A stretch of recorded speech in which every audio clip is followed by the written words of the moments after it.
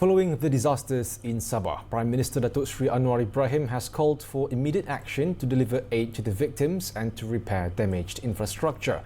He stressed that restoring buildings and roads affected by natural disasters in the state is a priority and should be expedited without following the usual bureaucratic procedures. Kita tak mahu ikut proses biasa kerana banjir ini dan kerusakan ini bukan proses biasa. Dan kalau kita buat proses biasa, nak siapkan jalan kemudahan terlalu lama. Oleh itu kita dah minta supaya proses itu dipercepatkan. He said this after surveying the landslide site at the Gaya Teacher Education Institute campus in Kota Kinabalu on Friday, accompanied by Sabah Chief Minister Datuk Seri Haji Jinur.